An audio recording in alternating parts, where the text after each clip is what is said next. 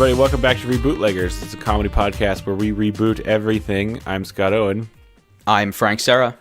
Just think of us as the reboot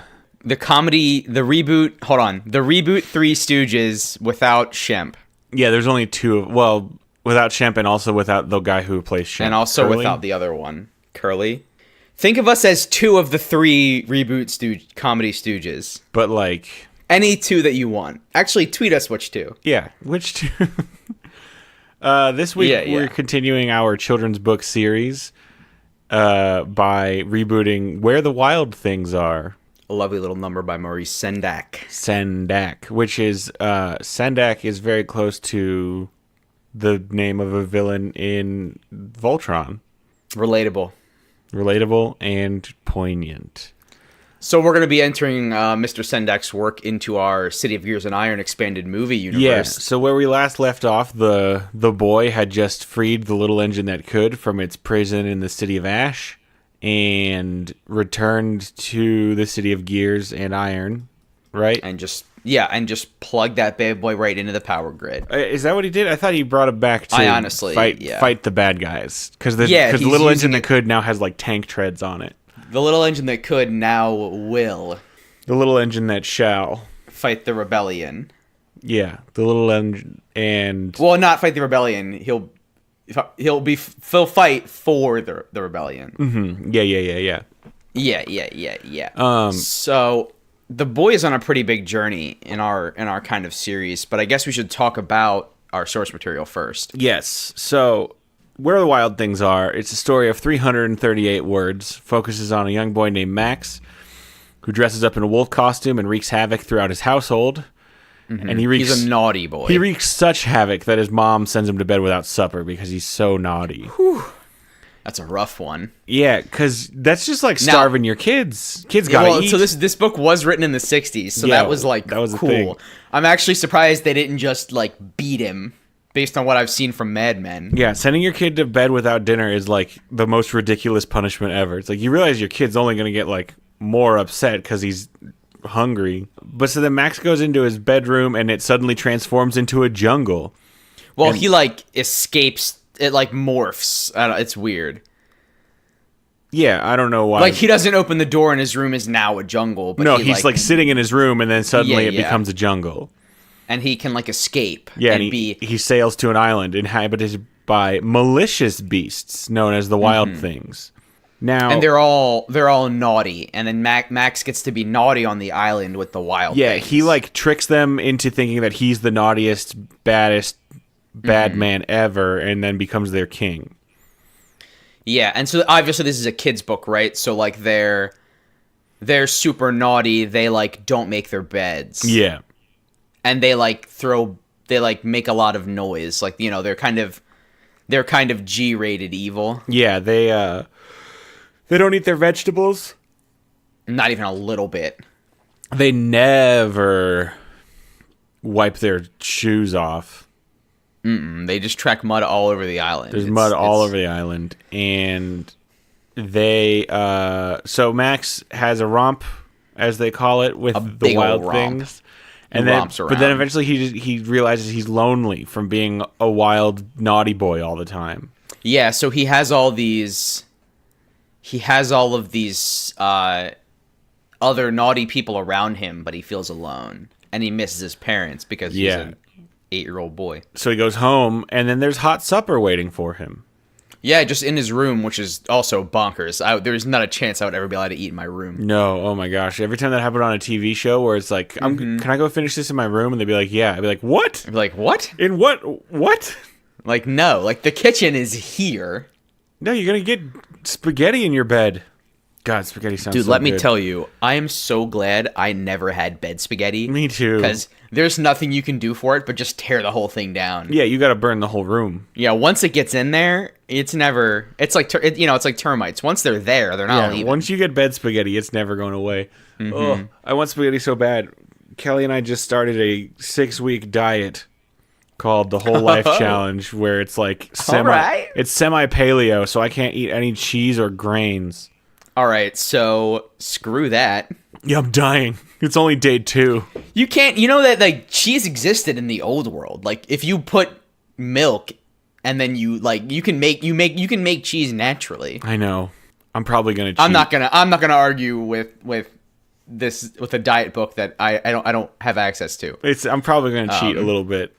The Italians were making pasta in 1200.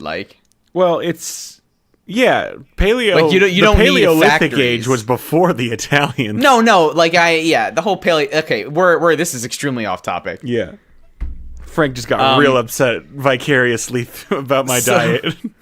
So Max comes home and he finds out his parents still love him. Yeah, and they don't really go any farther than that, but I assume he never goes back to the island of the wild things minutes after they make him their king. Yeah. So I would be kind of pissed about that, right? Like, we just... well, I guess, you don't elect a king, but you just conquered us and now you're leaving. Yeah, we just minutes ago made you our king. We go to bed in our big dog pile nap time zone. Yeah. And our king is gone and never comes back, so... Okay, so what if in our reboot he doesn't leave? He stays there because he's a naughty boy. Mm-hmm. We do a little bit of a Tarzan bent, he loses his humanity. Oh, okay. Well, the whole point of Tarzan was that he couldn't lose that last pieces of his humanity, but you know what I mean. We're gonna do a wild child situation. Yeah, we'll do a wild child. Well, so, but King Wild Child. So we said we're in book 3. We'd head over to the City of Dreams. So we gotta figure out how to get the boy there, and then also explain where the wild things are is the City of Dreams. Yeah. So I think it's a jungly city. Well, so that's something that I was going to ask. So Max and the Wild Things, are they going to be the bad band name? Yeah. Are they going to be the residents of the City of Dreams, or are they going to be kind of a rebel force to the City of Dreams? Yeah, are they going to be attacking or somehow positioned against the City of Dreams? Okay, because we could paint the City of Dreams as the 1950s drawings of what the year 2000 would be like, kind of society. Yeah, okay, I see what you're saying. It's got all those Jetsons cars and stuff. Yeah, and everyone's good because the government's watching everybody. Okay, and then yeah.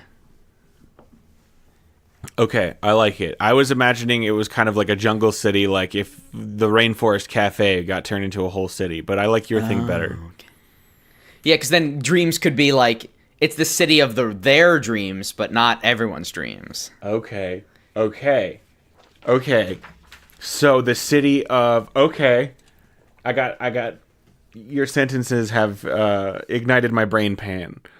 So is this a city where people are forcing their dreams on other people? Okay. So what I mean Okay. So what I mean by that is either is this someone is forcing their views of what society and stuff should be, their ideal, dream society, and forcing that on the rest of society? Or is it literally someone forcing everyone else to dream the dreams that they are having? Oh, it's just dreaming. Dream dreaming. So, or is someone forcing their sleeping dreams onto everyone else's waking hours? Okay. So, I like that. So, they, you have your Minority Report, you have your person dreaming of a perfect world, and they're just literally changing reality around them while they're asleep. Okay, yeah. So we can. Is there okay? But is it? Are they being? Are they being drugged and kept asleep by? Yeah, that's what I was going to say. Are they being intentionally kept asleep? Both cities we've seen so far have featured captives being exploited. Mm-hmm. So we could keep that theme going, or we could have this be a city where there's no captive being exploited, and it is just the ruler of the city being terrible. Okay, I think that would be a good change of pace too, because I like if Max and the crazy men, the angry ones, the wild things. I like if Max and his wild things are less of a classic rebel situation and more of an anti-hero thing. So I was imagining Max as being the actual like villain. Like Max is the evil ruler of this city. Oh, Max is the ruler. Well, but he wouldn't dream of a good society, right? I didn't say it's a good society. He's just forcing his dreams upon his dream of being the Wild King. Okay, so we don't have the Jetson City or anything anymore. But I did love the Jetson City. What if there is a dreamer keeping the Jetson City running, but he's their, like, pharaoh, chosen one, everybody, like, gives him their food and stuff, because he literally keeps the city running, and Max wants to basically steal his power to make the wild city. So what if it used to be a Jetson City, and then recently it is suddenly a jungle city, and everyone's like, the hell? Oh, but everyone remembers. Everyone remembers. Yeah, and they're like, what the balls? Yeah, what the balls? I like that. I like if there's... Do we want the dream generator to be an object? Like if people are playing hot potato with the object that changes the city, then we can get some really cool set pieces. Maybe. Okay, yeah. So what I was thinking is maybe okay, in the book, here we go. It's a crown. The dream generator is a crown. Because in the book, Max wears that crown when the Wild Thing. Because you're the king of the City of Dreams, and the king of the City of Dreams makes the city. So up to this point, the City of Dreams was ruled by like a benevolent, cool guy who was like, everything's awesome. Look, I made it all this technology and stuff. And then this naughty boy, Max, after getting sent to bed without supper. He makes a bunch of fart noises and then puts on the crown. Yeah. As a child, he was sent to bed without supper, and then... and he never forgave anyone. Correct. He never forgave anyone and made it his life's goal to become the dreamer, the Dream King. The Dream King is good. King of Dreams. King of Dreams. That's still good. The slumbering sovereign. Yeah, do we want to get... Like, we could do, like, Holy Dreamer if we want to mix religion into the government. Ooh. The Divine Dreamer, if you want some alliteration. Oh, okay. His divinity, the Dreamer. What if we just called him Sandman? And he's wearing Spider-Man Sandman's striped shirt all the time. Oh, okay. So he's not the sleepy Sandman. No, it's just a coincidence. His name is Sam DeMan. No, his name is Max. Oh right. Okay, we got Max. All right. That'll work. So let's just pick one. Let's go with He is what about just like the Dreamer? So this is also the other thing that I was going to ask. Does the rest of the world know? Do they call it the City of Dreams because it's? Do they actually call it that for one, or is that just the title of the book because like wink wink? Because we know, yeah. I think that can just be the title of the book. Maybe. Okay. So then they wouldn't call their king the Dreamer because nobody is actually aware of the fact that their society is being created by someone's dreams. Yeah. It's a secret, like Illuminati mantle, basically. Yeah. So maybe it's just like he just is like there. I like the religion angle where he's like a mythological like god king who nobody ever sees. Mm-hmm. Or do they see him? Does he go out in the crown, or is he literally sleeping all the time with the crown on? I think I like if he's sleeping all the time, because then as power shifts, the person actively changing the city can't participate. Okay. So that means that Max's dreams have to be powerful enough to not only affect the city, but all the people in it so that they don't depose him. Mm-hmm. Okay. We can do, I mean, this is kind of a mech future too, with all the things we've seen before. Uh-huh. There could be like the person wearing the crown also has a castle and defenses or something that automatically protect the crown. Mm-hmm. Something like that. Could he dream control a giant robot suit that houses his sleeping pod? Yes, absolutely. So he's sleeping inside a giant robot, but the giant robot is like... Every single dreamer has a personalized Megazord. Well, every single dreamer in this case being King, Divine God King guy. Yeah, God King Dream Reality Smasher. Okay, so the boy hears from Frog and Toad. So do we start out the boy's back in the City of Gears and Iron with the train? Yeah, and he wins. Been, I think it's been some time, right? Okay. Like the train is now powering a rebellion against the City of Gears and Iron. Or do they just is the rebellion over? Has he won? Yeah, we can do. He's kind of installed. They've just finished setting up essentially a new Republic government, right? Yeah. And then he's like, now that this is done, I have to go find my friend, the Generous Ent. Yeah, well, and so last movie we talked about, we added Frog and Toad, and they split ways, and so maybe they send him a message, and they're like, "Hey, dude, we think you might be interested in this. We got a whole city that used to be technology, and now it's all trees. Maybe that's related to the Ent." Maybe your friend the Generous Ent is there now because it's all tree-like. Yeah, sorry, I didn't do a good... Governor. Rabbit? I think last episode we established that Frog and Toad are from Manhattan. They are, in fact, from Manhattan and not British. Yeah, so you got Toad up here and Frog down here. And Frog's like, hey, we think we might have found that Generous Ent. One of them... Oh, yeah, that's what we decided. One of them is Joey from Yu-Gi-Oh! One of them is Joey from Friends. Yeah. Frog... Yeah. Hey, I'm Joey from Friends. And I'm You gotta finish. And I'm Joey from Yu-Gi-Oh! Flame Swordsman. Can you say Baby Dragon plus Time Wizard real quick? Yeah, hang on. I'm trying to get into space. When combined with my Time Wizard, the Baby Dragon combines into the ultimate 1,000 Dragon.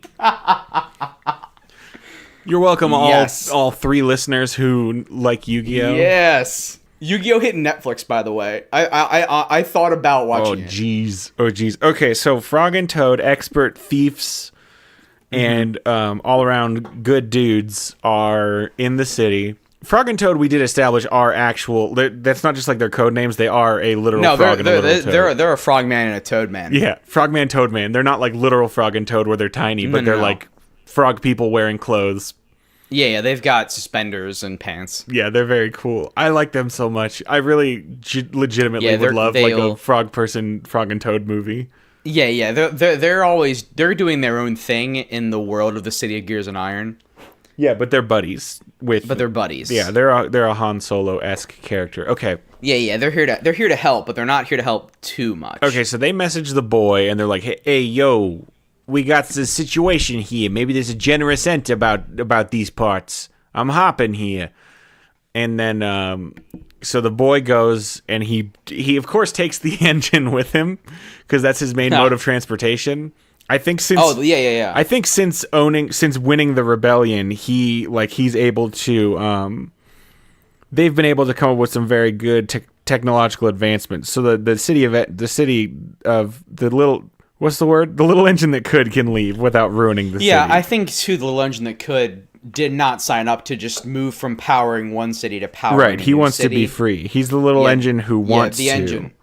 The little engine now desires. The little engine who must be free. Yeah. And okay, so then they take the little engine and his good robot buddy Fives depart to... Fives the pooping robot. That's established. Yeah, that is. We did it. There's nothing we can do about it now. It's already in book 2. We can't undo it. Fives the poop robot. All right, so I just did this, and then a little bit earlier you did it, and in our previous episodes we also did it. We keep calling these movies books. I know. And I think we just steer into the skid maybe, and these movies are called City of Gears and Iron Book 1, Book 2. Oh, like an Avatar, The Last Airbender situation. Yeah, but it's still the title of the movie. Yeah. Okay, that works for me. I'm gonna keep calling them books, and I'm also gonna keep calling them books. So listeners, just bear with us. The books we need they're movies. Books. They're movies, but they're called books. Yeah. Okay. So, all right. Who are our new characters that we're gonna have to introduce in this city? I imagine they've got to befriend a wild thing.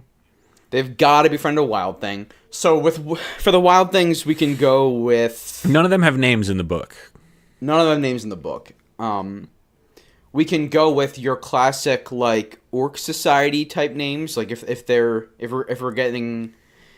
gonna get like brutish with them, yeah, we can also just go with like Nancy, alien. You know, the monsters' names are like Thwibblethwip and. Or they're just like Janet.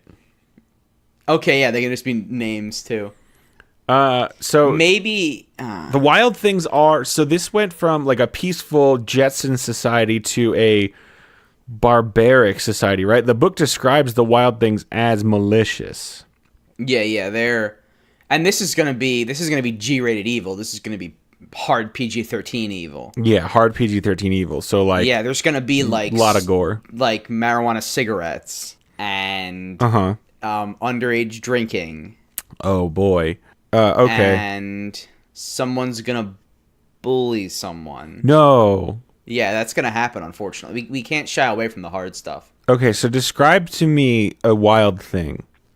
Are they fuzzy? I think even I just want to get this up front. So this is a hard PG-13 movie. So we're gonna use every PG-13 movie gets one word. It's one word. So we're gonna use that. We're gonna use that in this sequence. We're gonna say the word. So, Frog and Toad take the boy to a bar full of wild things, and immediately they're like, "Hey, who the f*** is this guy?" Yeah, but that's it though. I don't, because we get one. Okay, and then so are they like fuzzy? Like in the books, are they slimy? Are they? No, scaly? I think they're still. So in the books, they are vaguely humanoid. They typically have like two arms, they have two legs. kind of. They have 2 arms, 2 legs. They have vaguely human feet, like they have toes and stuff instead of like hooves. They do usually have 5 fingers, but it's like their claws. Yeah, they've got claws. And then they have different kinds of animal heads. A lot of them are usually like covered in fur that's patterned like Cosby sweaters. So is that what we're going with still? I think we can. And in the books, they're giant sized, right? Yeah, I don't know how giant we want to go. Like, are they all just vaguely Chewbacca-like? That seems like it's an easy path. Yeah, I think maybe Chewie. Like, they're not like, they're not like. They're not 12 feet tall. No, we're talking like 9 feet max. Yeah. Okay. They all loom over the boy. They loom. And they are malicious, which means most of them are murderous. And I think, do they have, so I said they walked into a bar. Do they still have a good, like, society with buildings and stuff? Or is it, like, just crazy jungle pandemonium? I really think that they would have a bar. Yeah, because they're not. There wouldn't be employees. It would just be, like, a room of alcohol that everyone was, like, looting. Okay. Like, part of Max's... I assume Max is the one wearing the crown in this, right? Yeah, Max is wearing the crown. That's the next part of Max's society isn't just a wild jungle. It is the collapse of the society that failed him, right? So there's, there's ruined buildings interspersed within this new growth. Okay, so then is Max a child, or is he older in our adaptation? I think he definitely was a child when he found the Wild Things. I think at this point, we'll put him in his 20s. Oh, okay. So the Wild Things are real outside of his dream? Is that what you're telling me? I think so. I think the Wild Things were outside the city for a long time. I kind of like that so now angle. They've taken over? Yeah. So where are all the regular people? In my mind, Max's dream rewrote everyone in the city into becoming Wild Things. I like that a lot. Where everybody's a naughty boy. I like that a lot better. So all these good regular people now like eat candy for breakfast and stuff. Yeah, and they spit on the ground. So is Max like older, or is he a little boy? Okay, we can do it. We can go with little boy, I think, too, because I think the wildness gets out of his control. Okay, so because the little boy, an 8-year-old Max, isn't going to conceive of like murder and things. But then the city's going to start to spiral because adults that are turned into monsters are going to think about murder. Right, and but are they adults turned into monsters with still adult brains? Still adult brains. This is a rough. Do they have child motivations because they're being dreamed up by a child in the city? Okay, so this is just a naughty city where everyone is eating candy and staying up late, but like not killing each other. Yeah, there's got to be like some violence, like people getting fights, maybe, but yeah, maybe it's escalating. It's getting worse and worse. Like it can be. That's it. An escalation by difference, right? Where nobody is like killing each other, but then all of a sudden a fight breaks out, and one monster shoves another monster down, and then he gets shoved down back, and they're like, "Whoa, this has never happened before." And then they're like, "How far can we take this?" Okay. Yeah. So then here's an idea that I had. In his dream, nobody knows that this new king is a little boy. Yeah. They think that he is a big beast man because that is the version of himself he dreams into the city. Yes. So Frog and Toad are like, this used to be Jetson Town. Everything was rad. Well, okay, what about, so they're going to befriend a wild thing. Is that wild thing going to be like good? What if they befriend a wild thing that is like one of Max's parents? Oh, and yeah. Like, kind of almost remembers. Just feels something like this isn't how it used to be. Yeah. The king can be beaten if we don't feed him, or if we do feed him. Yeah. All we need to do is bring him supper because he has to wake up to eat. All we got to do is bring him supper. We have to put hot supper in his bedroom, and it's full goddamn circle, Scott. But they don't know that. So they don't know that the king is sleeping. They think that the king is an angry, awake, large beast man, and they figure out like maybe if we give him the thing that this parent remembers is like maybe they remember something like just slightly wrong. Like we need to not let them eat. And then they'll go back to being normal. Yeah, I really like that. I want to weave in the parents in the book not letting him eat and then giving him dinner. Right. So the parents remember, like, if we don't feed him, I think he'll go back to normal. He'll have to stop. Maybe by go back to normal, they think that this is the original king who's like lost it or something. Yes, I like that a lot because no one's seen him. Right, because he's been sleeping. Mm-hmm. Okay. So the boy goes with Frog and Toad and the little engine that could, and Fives. Ooh, that's a party. That's a party. And this new wild thing. Yeah. So they meet. I guess they meet. Should we name this new wild thing? Yeah. What do you think? Is it just like Sharon? Sharon's pretty good. Yeah. What's a mom name? Sharon's a good mom name. Sharon, Deborah. Yeah, Sharon or Debbie, maybe Tracy.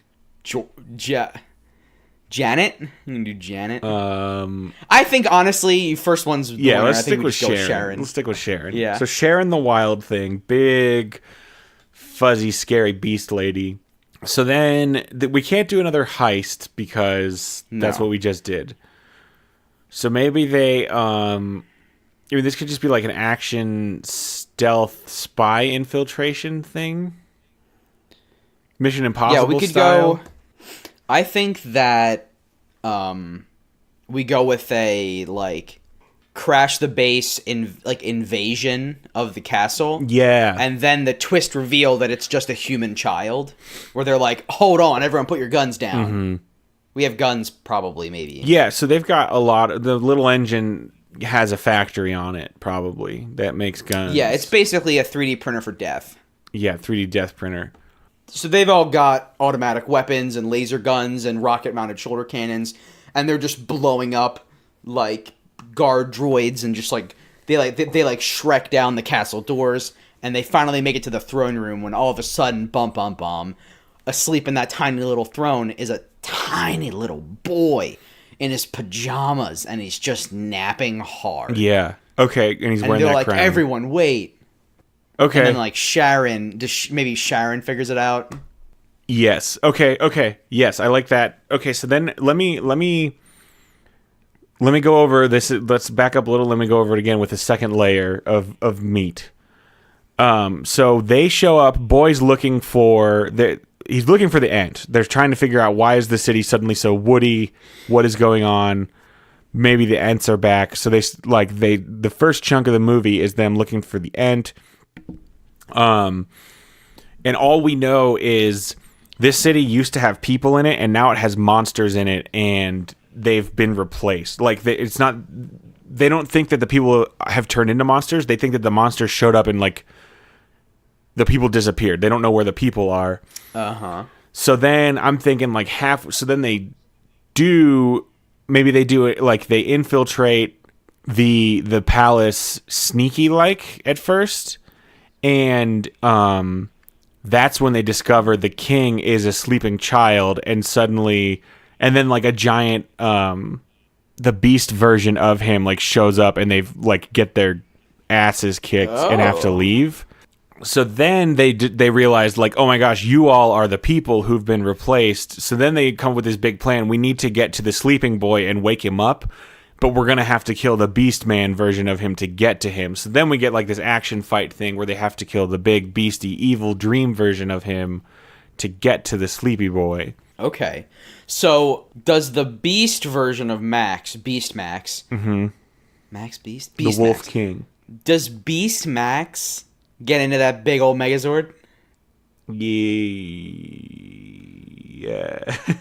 I forgot about the Megazord. Because then the little engine that could is just 3D printing G.I. Joe accessories for them, right? So you're saying the little engine that could would transform and fight?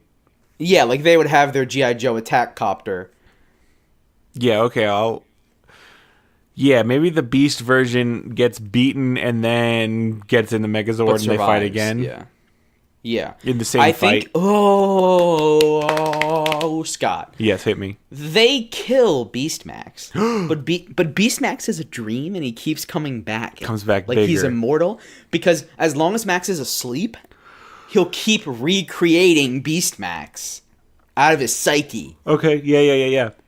So they're like, you won't stay down, and then Beast Max shows up and he's like, I learned from last time, and he's in a Megazord. Yeah. So maybe Sharon remembered the whole time too, and just didn't tell them until like they got there, and then they were like, you knew, and Sharon was like, I had to be sure, I wasn't. Yeah, positive. I was like, it's my baby. That's my baby. We must kill the Beast Max. Yeah. So then like they have a very short window before Beast Max like comes like reconstitutes from Max's tortured psyche. Right. Okay. And that is when Sharon pours a Campbell's soup to go just right in his gullet. So I think they beat Beast Max once. And then they plan their like, we have a short time before he reconstitutes, like a few days, I guess, to get back in there. So then they almost get to regular Max to save him, and then Beast Max reconstitutes. They have a huge, cool fight. Huge Megazord fight with so many toys in it. And then Sharon does get the Campbells to go down Max's throat. He wakes up, takes the crown off. You know those, because they're never, it says that once you're done microwaving it, you can hold it in your hand. That's never been true. It is an extremely hot vessel. I don't know that I've ever had a Campbell's to go, ever. I used to work at like a retail place where we only had like a 30-minute break, and so I would grab one of those suckers, pop it in the microwave. Man, that sounds good. I wonder if I can have soup on this diet. Probably not, because it's got noodle. Like, I mean, the chicken noodle has noodles in it, but if you find one. I need just like meat and Anyway, taters. though, Sharon has this thing. I think the little engine that could is printing a microwave while they're like going through the thing. And then she just pops that bad boy in. 2-minute timer. Hot soup is just the byproduct of all his That's activity. One of the reasons why they want him in the city is because as the little engine that could generates power, he makes soup. He just makes big batches of chicken noodle soup for everybody. That sounds so good. Chunky soup. I was in my flow for the soup, and I almost said he makes frosty batches of soup. Frosty. But that's the opposite of what you want soup to be. Yeah, I don't want frosty soup. Okay. He just makes this piping hot chicken noodle steam, and I think the engine, I mean, psychologically, the engine believes that is its waste, and it's like, oh my god, why are you eating that? And then the humans are like, this is Campbell's chicken noodle soup to go, available at your local grocery store. Like, I mean, we got to get some ad buys. And it's just, what do you want? They say this is delicious. Okay. So then, all right. Is that, so then they beat the boy, they wake him up, and then we need a cliffhanger to get us into book 4. Mm-hmm. He says, like, I know where the ants are. He reveals that someone was controlling him. He reveals that, what? I know there was a tree man in the city, but the king took him somewhere, and that's why I was able to get the crown. Oh, the old king. So the old king was also bad? I don't know if he was bad, but he went somewhere with the Ent. Not Jetson necessarily King. kidnapped. Yeah. Why would he leave, though? Because then the city stops being Jetson Future Awesome City. Yeah, maybe that doesn't work out very hot. Maybe he just has, like, some... I like the idea of him leaving, the Ent leaving with someone to go do something, and we're like, where could they have gone? And then it's the City of Bones. Yeah. Oh, how about this? So the city has a big transformation wave or whatever, but then Max, like, has the crown on when he turns back into Jetson City. And Max says, like, no, wait. There's still a monster. They're out of my range. Okay. Because the Ent and the monster went somewhere. Oh, okay. The Ent was here, but the boy never found it until it was too late. Okay, so the Ent teamed up with a wild thing who's not Sharon. Who's not Sharon. And they, for some reason, left, and they went to the City of Bones. To the City of Bones. He says, like, I can't reach them to change them back, but I can tell where they're going. Oh, God, no, they're going to the City of Bones. The City of Bones. The final book of this multiverse saga. Book 4, City of Bones. Mm-hmm. He just says it right to the camera. Yeah. And Frog and Toad are like, oh, yeah, we're going to Pound Town. Because the City of Bones has all the kinds of bones that bones, it can mean. Yeah, bones for every meaning of bones. A bone it? Yeah. Okay. Sex. Yeah. Yes. All right, I think that's good for book 3. We'll call that a wrap on book 3. Yeah, it ended up not being City of Dreams ended up not being about drugs like we originally thought it would be, but which was okay. Turned out okay. Let's see you come up with a way to make Where the Wild Things Are about drugs, huh? It's probably not that hard. Because if your idea's better, we don't want to know. Yeah, and get depressed. I don't want to know. And so I think next week will be City of Gears and Iron book 4, The City of Bones, that should be the capper on the saga. Yeah, we'll wrap up our children's book reboot saga and ship that off to New Line, and we'll be very rich. Hopefully you all liked our theme month, and if not, we're sorry. Yeah, we won't apologize for it until after the 4th one is done. Sorry. I apologize for nothing. But okay. Anyway, thanks everybody so much for listening. We're really so glad to have you here. If you like the show, please take a sec to give us a good rating and review on iTunes. That really helps us out. And if you know someone who you think might like the show, please share it with them. That would be a huge help. Until next time, I'm Scott Owen. I'm Frank Serra. And Frank, what's our password for next week? Our password for next week is Campbell's. That's not the slogan, but I'll allow it.